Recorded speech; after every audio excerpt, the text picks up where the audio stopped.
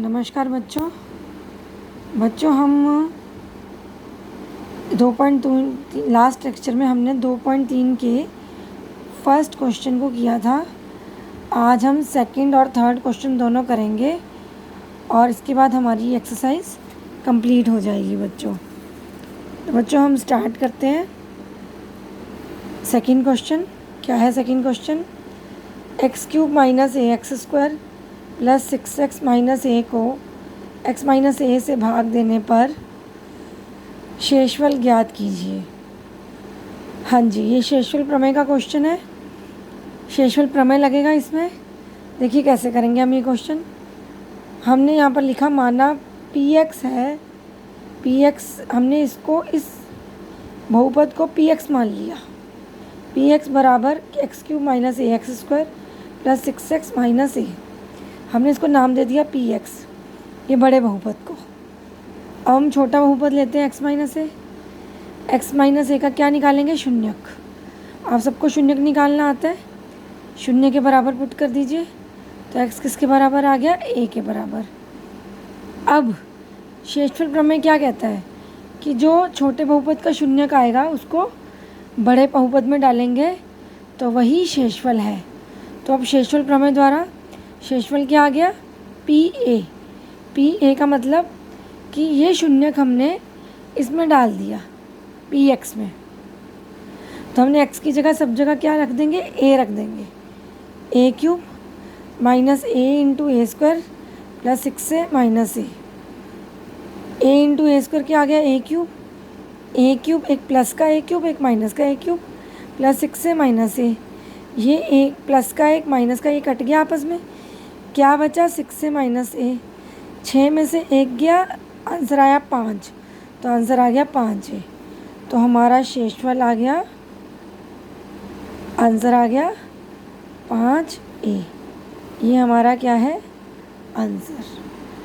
ठीक है बच्चों, अब बढ़ते हैं हम अगले क्वेश्चन की तरफ। ये क्वेश्चन बिल्कुल सेम वैसे ही है जैसे मैंने आपको फर्स्ट क्वेश्चन करवाया था। इसके शून्यक को इसमें रखेंगे तो हमारे पास क्या आ जाएगा? शेषफल। अब बढ़ते हैं अगले क्वेश्चन की तरफ। Question number third. हाँ जी, देखते हैं बच्चों। क्वेश्चन नंबर थर्ड देखिए बच्चों। क्वेश्चन नंबर थर्ड है, जांच कीजिए कि 7 जमा 3x 3x³ प्लस 7x का यह गुणनखंड है या नहीं। जांच कीजिए कि ये वाला बहुपद इस बहुपद का गुणनखंड है या नहीं। मैंने आपको गुणनखंड प्रमेय करवाया था, उसमें मैंने साफ लिखा था कि गुणनखंड तभी होता है कोई भी बहुपद दूसरे बहुपद का यदि शेषफल 0 आ जाए। यदि शेषफल 0 नहीं आए तो गुणनखंड नहीं होता।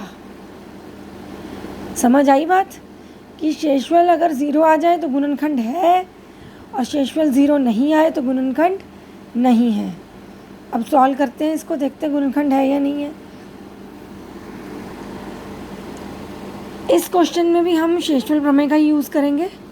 शेषफल प्रमेय का यूज़ करके हम पहले शेषफल निकालेंगे, फिर हम देखेंगे कि शेषफल 0 आया या नहीं आया। अगर 0 आ गया तो ये गुणनखंड है, अगर 0 नहीं आया तो ये गुणनखंड नहीं है। तो हम सबसे पहले बड़े बहुपद को क्या मान लेंगे? px मान लिया। px इक्वल टू नाम दे दिया px 3x³ प्लस 7x। अब हम छोटे बहुपद का शून्यक निकालेंगे। आप सबको पता है शून्यक कैसे निकालना है। शून्यक 7 प्लस 3x को किसके बराबर पुट करेंगे? 0 के बराबर। अब ये 7 इधर प्लस में हो रहा है, इधर जाके क्या हो जाएगा? माइनस में। 3 और x क्या हो रहे हैं? आपस में गुणा, नीचे जाके क्या हो जाएंगे? भाग। तो x आ गया -7/3। तो -7/3 इस बहुपद का क्या आ गया? शून्यक। अब इस बहुपद के शून्यक को हम इसमें रखेंगे। इसमें रखने से हमारे पास क्या आ जाएगा? शेषफल। अब देखिए, शेषफल प्रमेय द्वारा शेषफल किसके बराबर होगा? p ब्रैकेट में -7/3, यानी कि x की जगह क्या रख दिया हमने? इसका शून्यक -7/3। अब मैं यहाँ x की जगह सब जगह क्या रख दूँगी, -7/3। ये देखिए 3 इंटू -7/3 का क्यूब प्लस 7 इंटू -7/3 का क्यूब। अब हमारे पास 3 से 3 कैंसिल हो गया, इसको हमने खोल के लिख दिया, 3 बार लिख दिया क्योंकि घात 3 थी।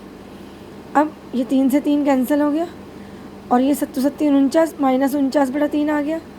अब इन तीनों को गुणा करेंगे, तीनों को गुणा करेंगे तो आ जाएगा -343/9, 3 3 9।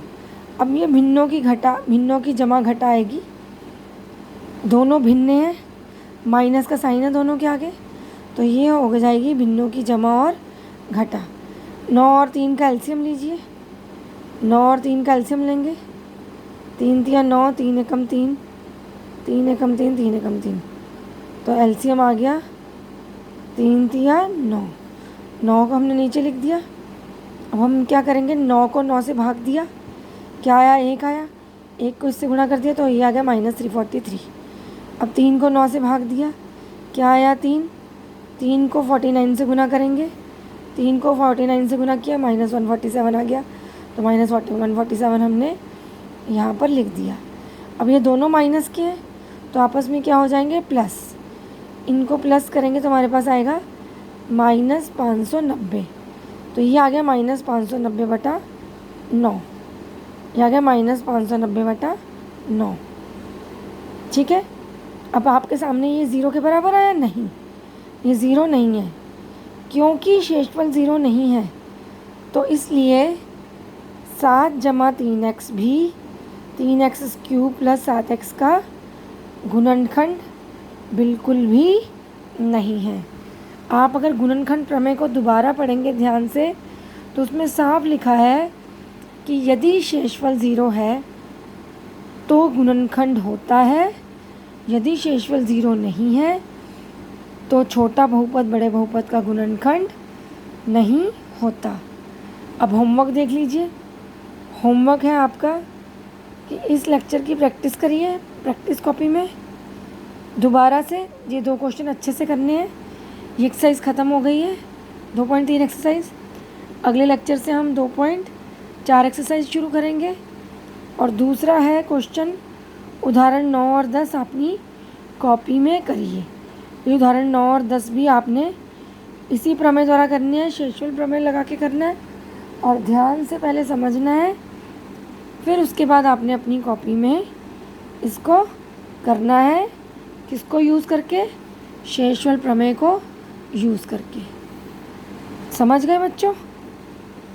आपने कॉपी में उतारना नहीं है इसको, आपने पहले इसको अच्छे से समझना है क्योंकि ये दोनों उदाहरण इन क्वेश्चन से मैच करते हैं। ठीक है बच्चों, धन्यवाद बच्चों।